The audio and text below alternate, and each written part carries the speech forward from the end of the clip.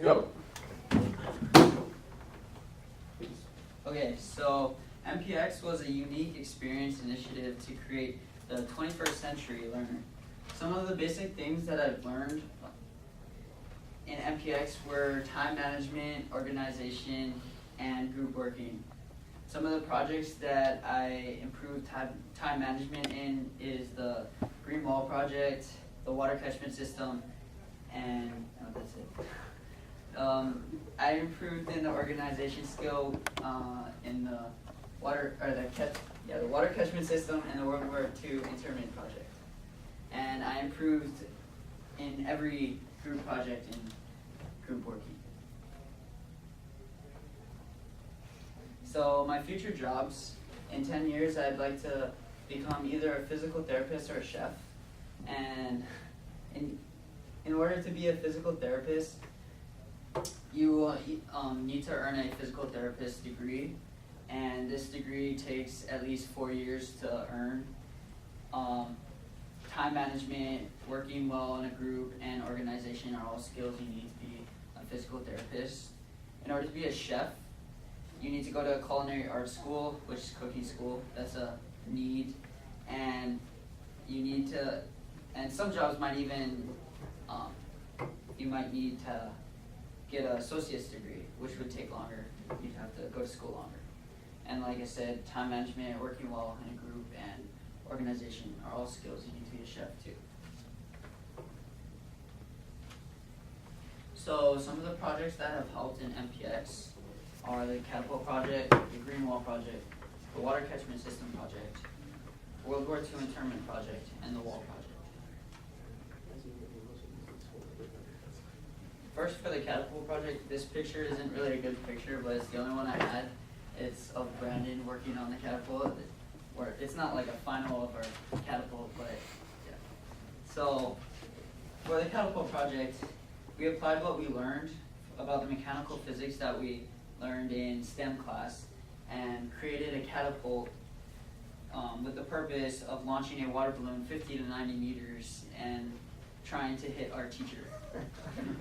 So he would stand either in the middle or maybe even 51 meters, and we'd have to pull ours was a, I don't know what it was called, but you pull back the rope and you clip these two clips together, and then you put the water balloon in and you let it go, and then it flies. And I think ours was pretty close to hitting Mr. Hines, but But not quite. yeah. But Mr. Hines agreed with that.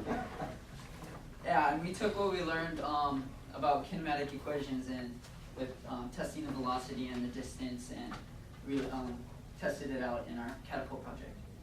I learned a lot from this project, such as working well with our group and using our knowledge together to create actual catapult. So, yeah. The next project is the Green Wall project, which Nathaniel was talking about. This is our exhibit that we're working on, and it's an ongoing project that we're still working on. We haven't actually made, but we're still researching a lot about this. We're trying to make a green, vertical green wall that has a variety of plants on it, like edible, native plants, and sustainable plants. And yes, and we're gonna put this vertical green wall somewhere on campus, and we think we already searched through campus to find out a good place to put it, and yeah. What I learned through this our project was mainly working together and researching, and although it's an ongoing project, we still think that it's going to be a very, very nice project that we're going to come out with. And the main focus that we were trying to provide was that the benefits for our green wall. Some of the benefits are like that it helps air pollution. I don't know if you knew that, but it collects nitrogen dioxide and particulate matter, both which are harmful to humans. And also it helps noise reduction, and places in Europe, they've actually used green walls along railroads and highways to reduce the noise. So that would really help.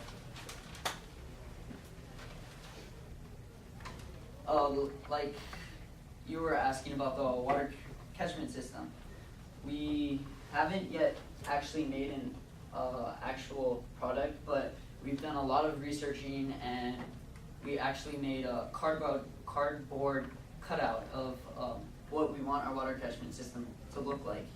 And we made multiple documents and slideshows about all the benefits and everything about our water catchment system. The main focus was not only to save money on our school, but to show others that we want to go green. And then if people see stuff like this and the green wall, then maybe they'll start doing things green, and then other schools might see it and they'll go green. So we're trying to spread what we want. We want to try and spread the green world around. That was our main focus for this project and the green wall project. The World War II project, like Nathaniel said, was a very long project, and we did a lot in this project. We searched through many internment camps in the U.S., and we visited Honolulu internment camp here in Hawaii. We researched about the Sand Island, also here in Hawaii. We watched many videos. I think one was about the Fred Korimatsu case, which was in internment.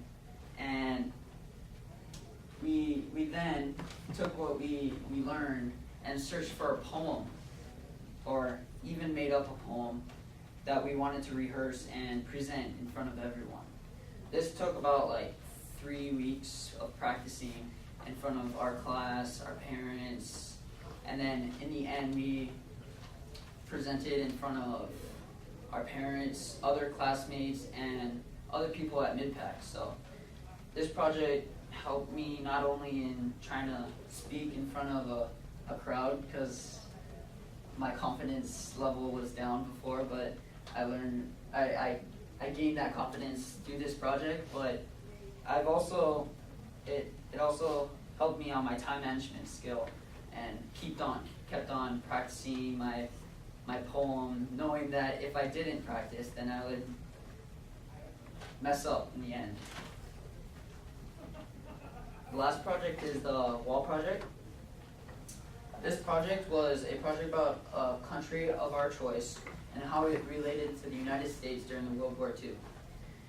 This project took a lot of time in researching and working together as a group in order to get things done.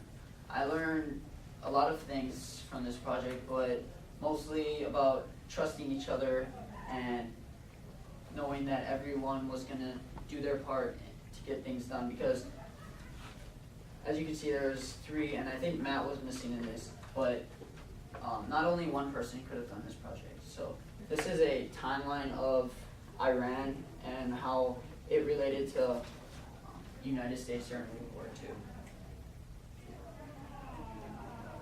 10 years from now, I see myself either being a chef or a physical therapist living in a townhouse in California area. I'd like to live in California because I'm sort of familiar and I've been there before, and I love the weather and being open to the whole country, and I like adventurous stuff. That's it.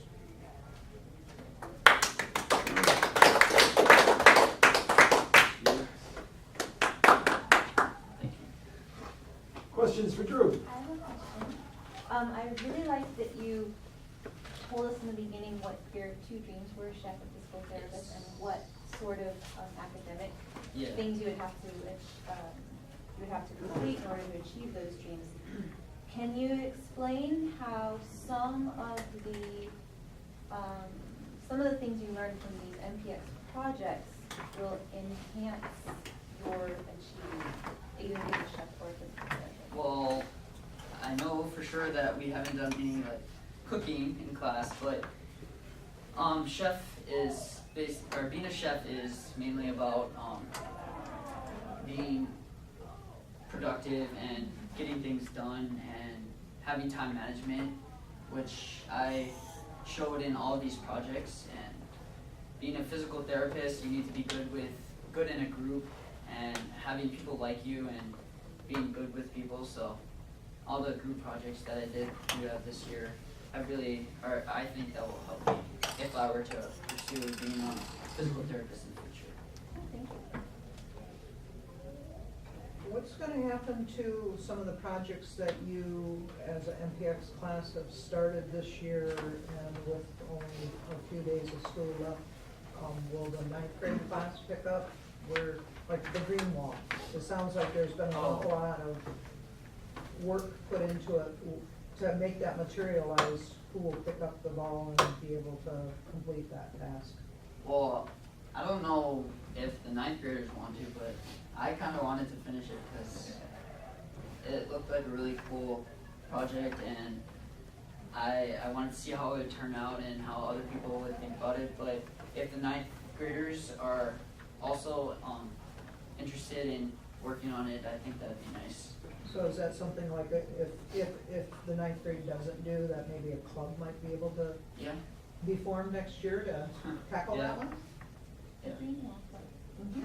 Yeah. Actually, it's a really good question, because I had the same question, but I was gonna ask it of you. How would you propose it gets done, because it needs to be done? What do you think would be the solution to getting this project finished with the fact that you're leaving MPX and now you're gonna go back in with the sort of standard path? How do we get there? Well, I know that me, Skyla, Shelby, and Sterling all don't like starting a project and not ending it, so I think that we'll come back or even finish, maybe even make something, because we already have one box of a sustainable plant that we're gonna put on our vertical wall, our green wall, and that was just a start to it, but we're still getting supplies and all the plants. But if the ninth graders are interested, then I think that'd be nice to work with them and catch them up. And, yeah. Would it be possible for you to strongly encourage next year's teachers to pursue completion of these projects?